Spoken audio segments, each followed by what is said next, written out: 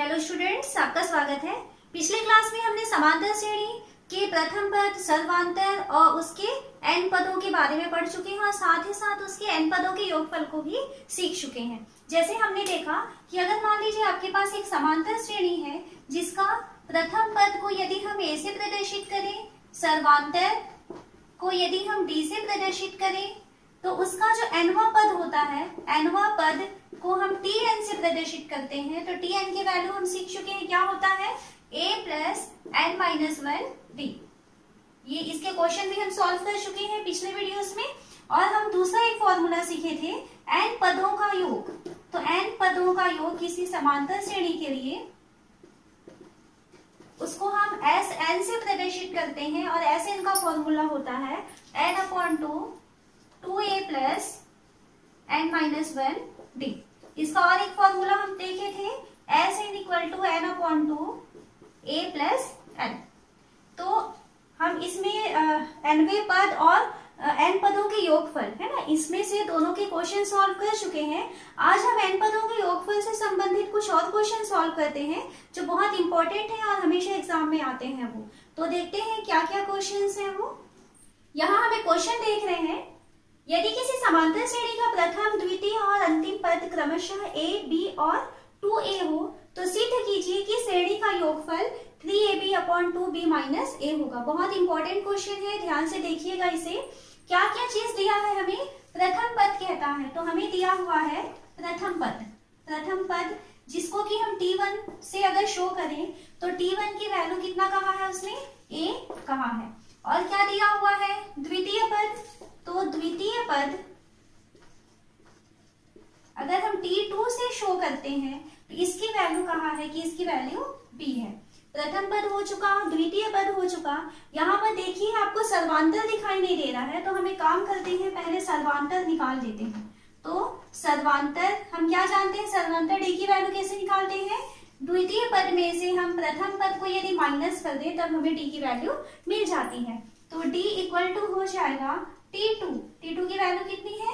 b minus t1। तो t1 की value है a।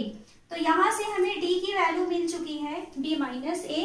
प्रथम पद भी हमको मिल चुका है कि प्रथम पद का मान a है। सवाल में और क्या दिया हुआ है? अंतिम पद की वैल्यू 2a है। अंतिम पद तो कहाँ है, लेकिन इस श्रेणी में कितने पद है वो हमको नहीं बताया है उसने। तो हम मान लेते हैं पदों की संख्या। पदों की संख्या को हम अगर n माने तो यहाँ पर n की वैल्यू हमको निकालनी है, ये हमको नहीं मालूम है। और क्या दिया है देखिए, इसमें अंतिम पद कहता है यानी कि आपको tn की वैल्यू कितना दिया हुआ है? 2a। तो tn की वैल्यू इसने दे दिया है 2a। अब tn के लिए हम फॉर्मूला जानते हैं। tn का फॉर्मूला क्या होता है? a plus n minus 1 d। tn के लिए ये फॉर्मूला है, इसकी वैल्यू दिया हुआ है 2a। तो यहाँ पर जो जो वैल्यू आप जान रहे हैं वो वैल्यू को रख देते हैं। तो a की वैल्यू यानी प्रथम पद कितना है? a ही है प्लस n माइनस 1। तो n की वैल्यू आप नहीं मालूम है इसलिए n ही रहने देंगे, n माइनस 1 d। तो d का मान देखिए निकाले हैं, कितना है? b minus a। इसकी वैल्यू है 2a। जब आप इसे सॉल्व करेंगे तो एक चीज ध्यान रखना है, यहाँ हमारा उद्देश्य है n की वैल्यू को निकालना। तो इसमें जो चर राशि है वो सिर्फ n है ये माना जाएगा और यहाँ से a और b को आपको पक्षांतर करके सॉल्व करना है। यहाँ n को आपको सेपरेट करना है, ये चीज ध्यान में रखना है। तो देखिए कैसे n को हम अलग रख सकते हैं। तो सबसे पहले इसके साथ में a प्लस में दिया हुआ है, तो पहला काम तो हम करें कि इस a को हम उधर पक्षांतर कर देते हैं। तभी क्या हो जाएगा? n माइनस a और b minus a, n minus 1 b minus a ये बचेगा और प्लस a जो है उधर पक्षांतर होकर के चला जाएगा तो 2a माइनस a। यानी कि यहाँ पर हमारे पास क्या वैल्यू बच गया है? a। और इधर क्या बचा हुआ है? n minus 1 b minus a ये बचा हुआ है। हमारा उद्देश्य क्या है? n की वैल्यू को निकालना। तो यहाँ पर b माइनस a गुणा है तो उसको भी पक्षांतर कर दे, तब हमारे पास क्या बचेगा? n minus 1 = a/b minus a नीचे चला जाएगा क्योंकि यहाँ पर गुणा के रूप में था, तो पक्षांतर करेंगे तो भाग में चला गया। अब हमें किसको चाहिए अलग? n का मान को। तो क्या करें? n को अकेला रहने देते हैं, ये -1 है उसे पक्षांतर कर देंगे। तो उधर जा करके ये देखिए क्या है, a अपॉन बी माइनस ए है, -1 पक्षांतर हो रहा है तो बन जाएगा +1। सॉल्व करें थोड़ा, तो n इक्वल टू हो गया, देखिए दोनों का लघुत्तम कितना आ जाएगा 1, तो b माइनस ए, तो ऊपर क्या बचेगा a प्लस इसका तिर्यक गुणा करेंगे तो b माइनस ए, यानी कि हमें मिल रही है n की वैल्यू -a और +a खत्म हो गया, कैंसिल हो गया, b अपॉन b माइनस ए। ये है n का मान।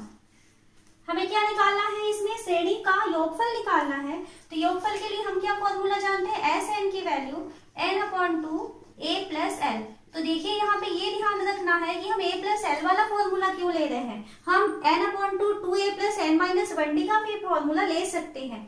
तो क्योंकि वो फॉर्मूला बड़ा है वहां से भी आंसर आ जाएगा, लेकिन यहाँ पर आपको प्रथम पद श्रेणी में मालूम है कि इसकी वैल्यू a है और अंतिम पद की वैल्यू भी उसने क्वेश्चन में बता दिया है कि अंतिम पद की वैल्यू 2a है। तो अगर हम इस फॉर्मूले में मान रखेंगे तो कैलकुलेशन आसान हो जाएगा और साथ ही साथ इसकी चीजें जो है a और l की जो वैल्यू है वो हमको मालूम है, इसलिए हम ये वाला फॉर्मूला चूज कर रहे हैं। तो S N equal to n की वैल्यू रखते हैं, तो n की वैल्यू क्या हो जाएगी, यहाँ से देखिए b अपॉन बी माइनस ए, तो ये हो जाएगा b अपॉन बी माइनस ए और 2 पहले से था तो ये n का मान हो गया और नीचे 2 था वो लिख लिए। ब्रैकेट में है a प्लस एल, तो a की वैल्यू a और l की वैल्यू, तो l यानी अंतिम पद, तो अंतिम पद की वैल्यू कितना दिया हुआ है 2a, तो इसको 2a लिख लिए।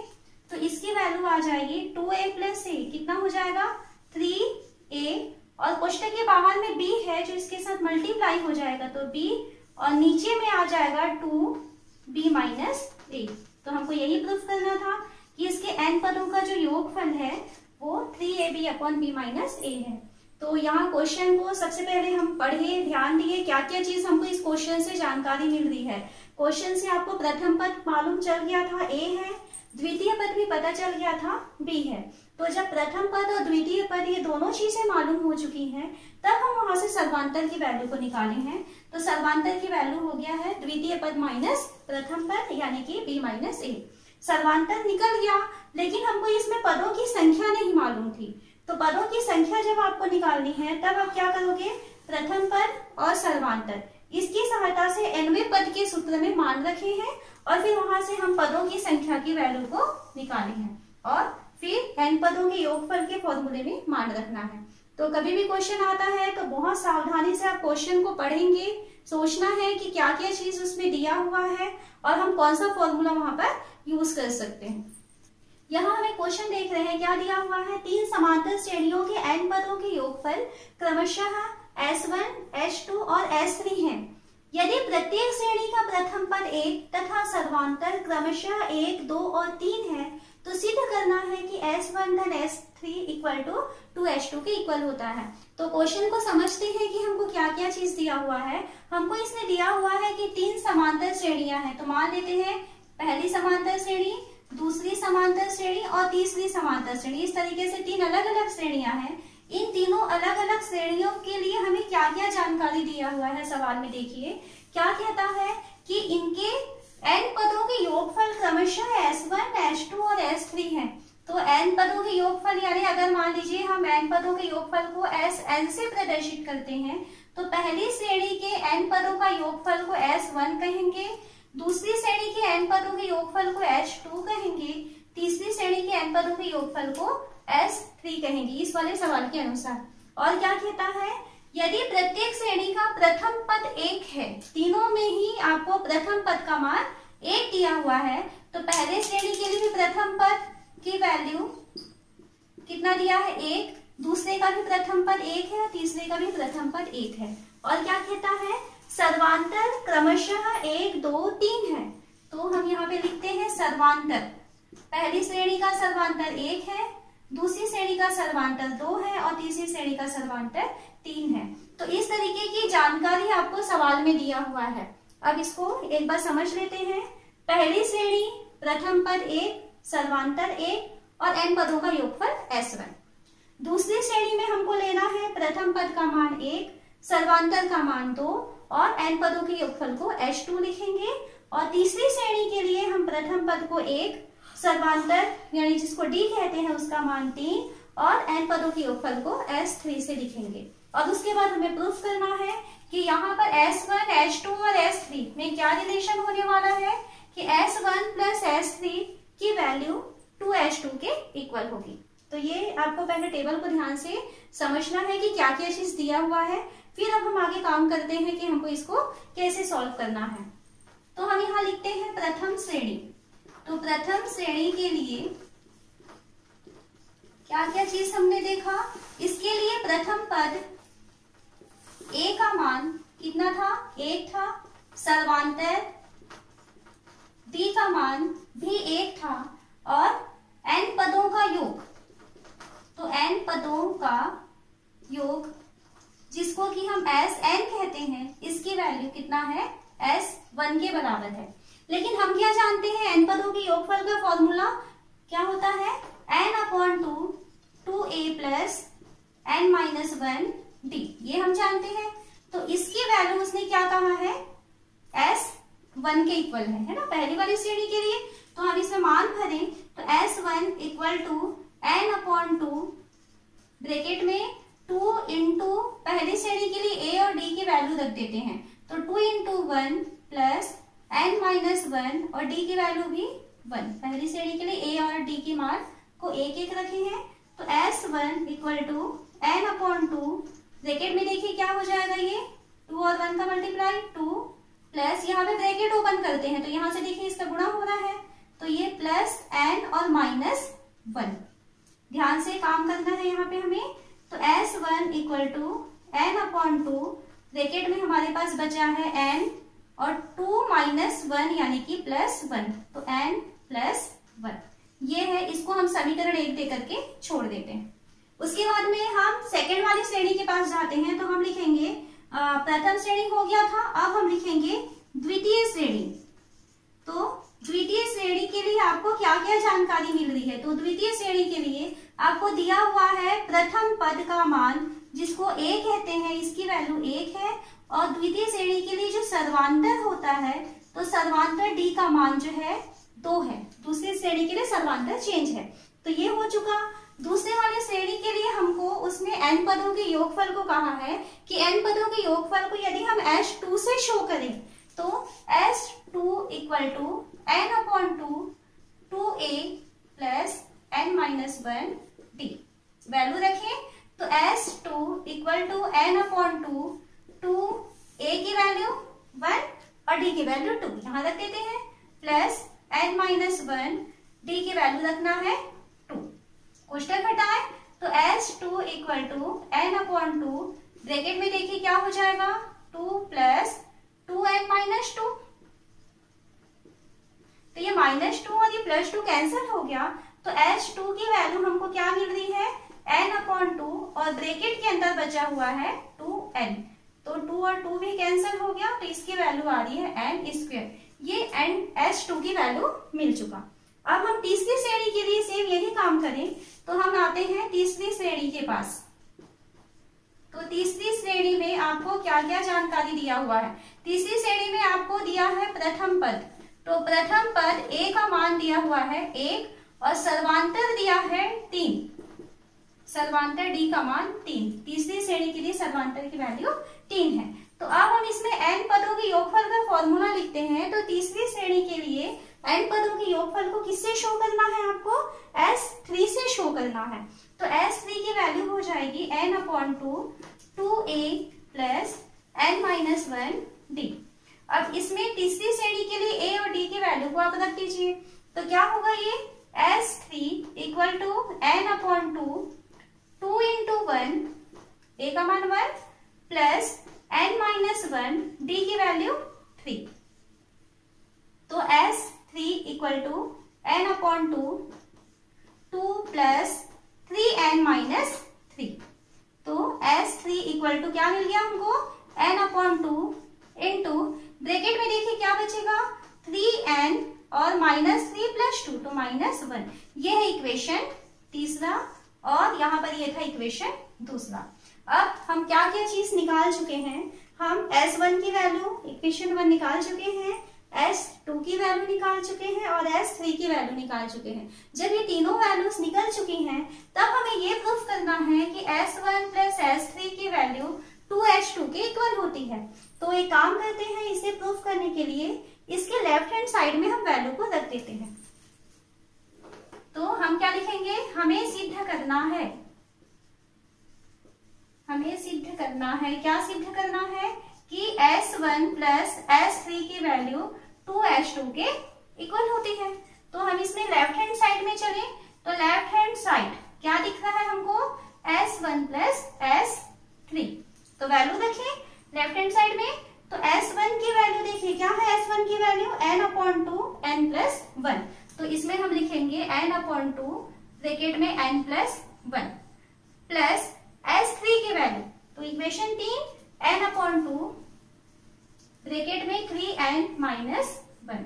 S1 का मान रखे हैं और S3 का मान रख दिए हैं।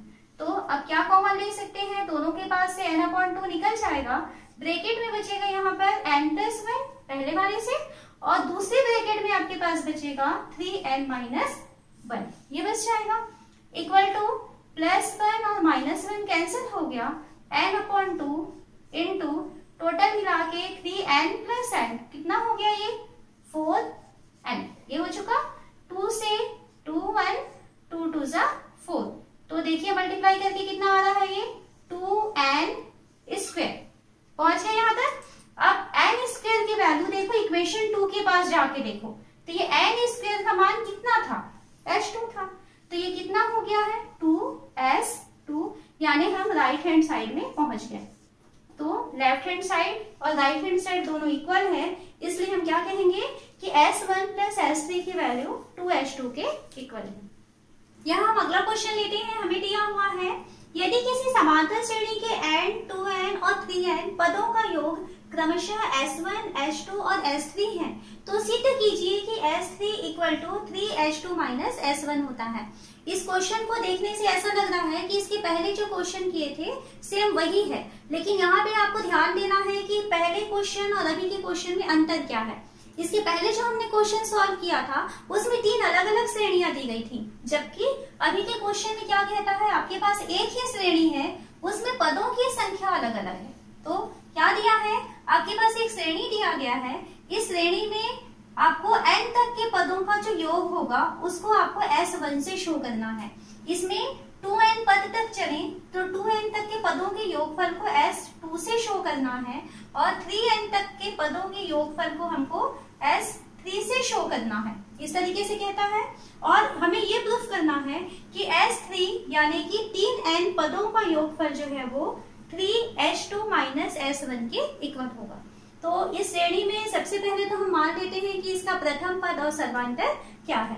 तो हम यहाँ मानेंगे, माना प्रथम पद की वैल्यू a है और ये मान लेते हैं कि सर्वांतर d है, ये हम मान लेते हैं।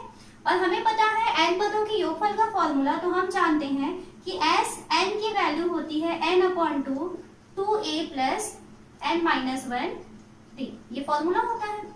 तो अब हमें देखिए क्या क्या चीज चाहिए, हमें S1 चाहिए, H2 चाहिए और S3 चाहिए। तो हम इसमें इसकी वैल्यूज निकालते हैं। n पदों का योग को हमें शो करना है किससे, S1 से। तो S1 इक्वल टू हो जाएगा n/2 2a plus n minus 1d, ठीक है, ये पहला इक्वेशन हुआ। और क्या चाहिए हमको, H2 यानी कि 2n पदों का योग। तो हम सेकंड लिखेंगे 2n पदों का योग।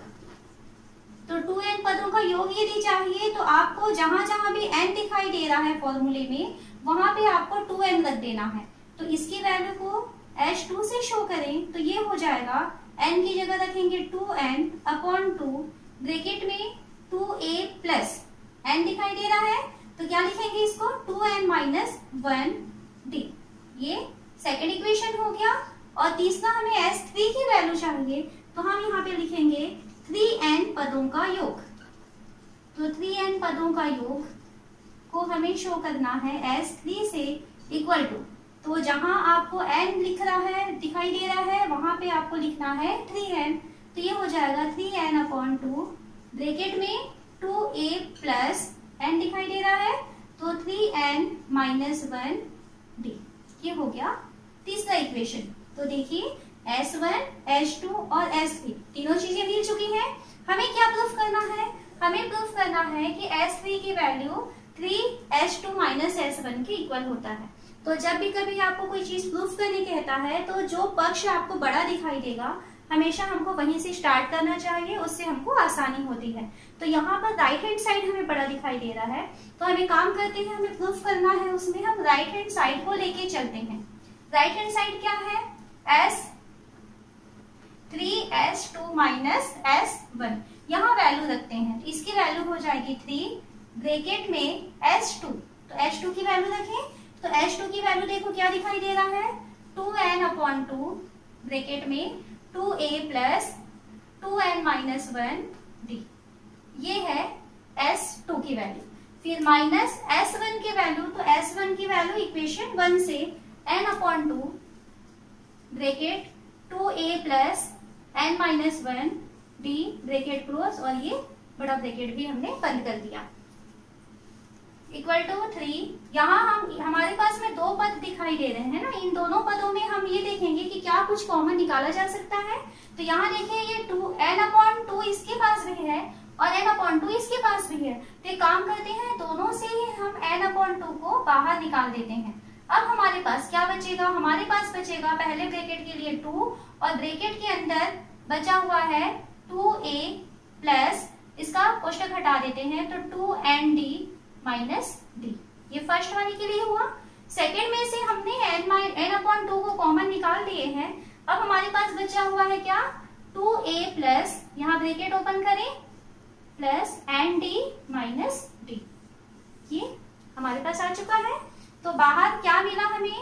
3n/2, ये बाहर में बचा हुआ है।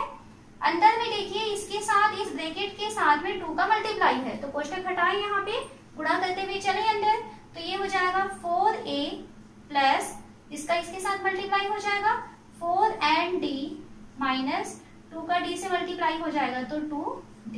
ये फर्स्ट का काम खत्म हो गया।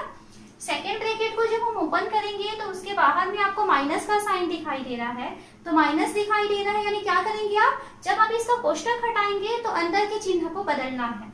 तो ये क्या होगा? -2a minus nd plus d। ये चीज हमेशा ध्यान रखा करिए कि जब भी कोष्टक के बाहर ऋण का निशान दिखाई देता है और आपको कोष्टक खोलना होता है तो अंदर जो भी चिन्ह होते हैं वे सारे चिन्ह बदल जाते हैं। प्लस होगा वो माइनस हो जाता है और माइनस होता है वो प्लस हो जाता है।